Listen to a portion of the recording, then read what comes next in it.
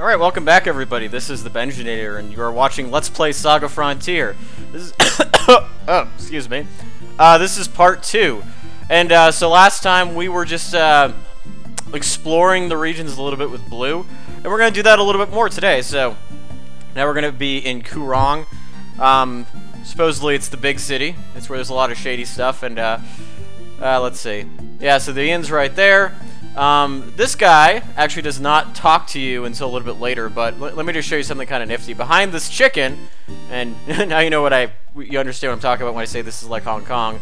You actually have this little rundown apartment here, and there's a computer which can be accessed not by Blue. So I know I'm showing you a lot of stuff that unfortunately Blue cannot use in this context, but anyway, let's talk to a few folks around here. Yeah, it would be your kind of town, wouldn't it? And that guy looks like he's a salesman, but he's actually praying for your soul, apparently. And, yeah, there's blobs that talk to you, too. And look, there's a skeleton! Steel pipe like a sword. Alright, so yeah, that's interesting information for later on.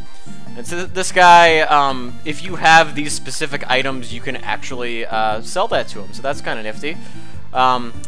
And then some shoes as well, but don't bother with these for the moment. Anyway, so if you go this way, you actually go into a back alley, which I'll be showing you a little bit later. So back alleys have enemies with them, and for the time being, I'm trying to avoid going places with enemies. So anyway, I'll show you a little bit more of this town. Oh, look, there's a cute blonde, and she's telling you to stay back because they think that you're creepy. So that character right there actually is somebody of importance, and this guy too, actually. So I guess he's the owner of the restaurant. And he tells you not to go in there. Alright, well, that's a shame. Another place you cannot access as Blue. But don't worry, we'll be able to see everything. There's a talking robot. Yeah, that's probably some good advice. Stay sharp. Yeah, that lady's looking at a dress. Yeah, protect your head so you can get a bunch of helmets here, which is kind of cool. And of course, there's a wild boar. High-class atmosphere. Alright, and so this lady's actually kind of important because she sells what is right here, which is the powered suit, which is a very, very, very good thing to have, but obviously we can't afford it right now. And here's a nice other little thing that's important too, is that if you notice right there, there was actually a little manhole, and you can talk to this robot over here, and he sells you swords, including the Zero Sword, which is one of the best swords in the game, and all this other stuff too. So this is kind of your central sword shop. And over here you actually have some guns that can be bought. So if you want to do it, you can get the Eagle gun now. But Blue doesn't use guns anyway. Other characters will, but Blue does not use them. So anyway, let's actually go to a different region. I'll meet you back at the port. All right, so here we are back at the Kurong port. So let's just go through some of these. So the Magic Kingdom, we've already been to Luminous, and we'll be going back there in a little bit. You can't go to the Magic Kingdom as Blue because that's his home. If you try to go there, he says the time has not yet come, so you cannot. I'll be showing you the Magic Kingdom in different quests. So let's go to this place called Kyo, which is actually kind of a nifty little place.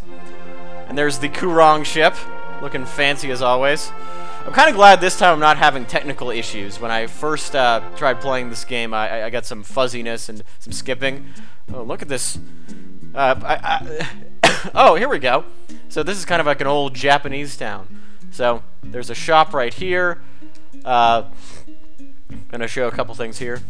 Some souvenirs, and yeah, these are a lot of the stuff here is not particularly useful.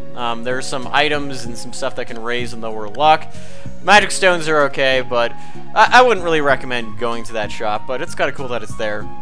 And of course here is the garden, which is, can't really do anything here right now, but look at that pre-rendered Japanese garden.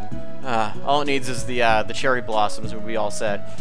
And then, actually over here you have the dojo, which is actually kind of useful. If you talk to this woman and you have to talk to her from across there, she'll tell you about mind magic.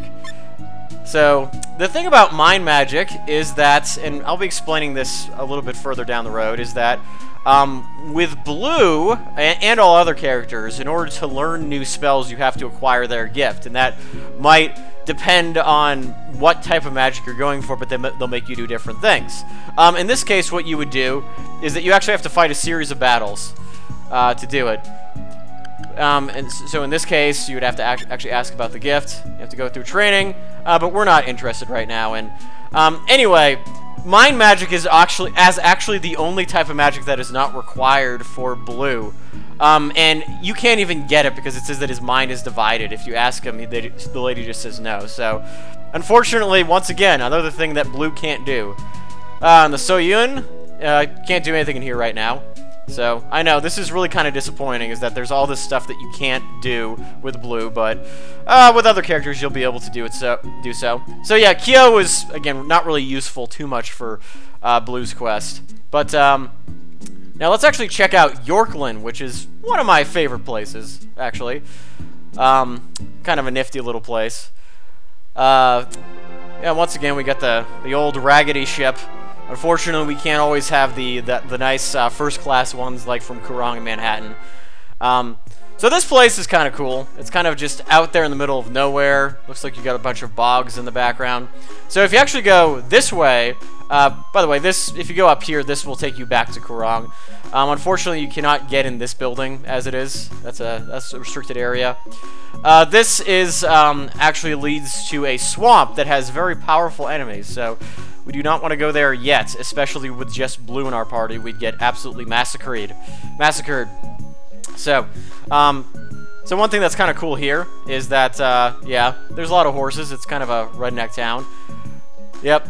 All right. Woohoo! And, yeah, no smoking town.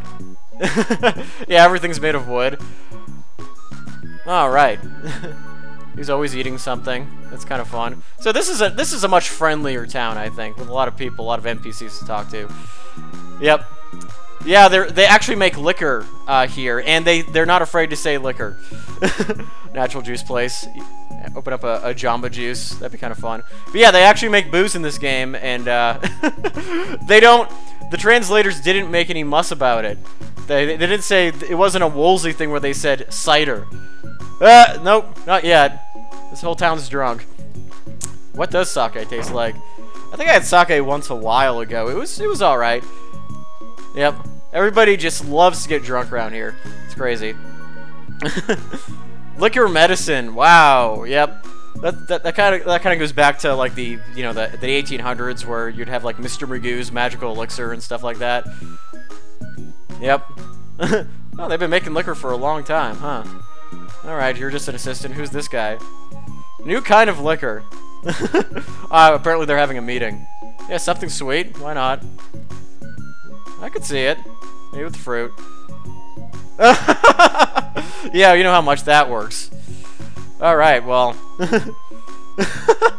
Apparently everybody's competing around here, huh? Yeah, we gotta make sure she makes decent liquor. Oh, this is so funny. So yeah, there's, I think, let me see if I can get into that cellar. There we are. So, yeah, this guy, I don't know if you can actually talk to him. But, let's see. Sometimes navigating. Want some? Yes! Alcohol would be fantastic. It's not like I'm having to drive anywhere. So, yeah. This is, I guess, the liquor part of town. And there's actually another part if you go down in this direction. Which is kind of nifty.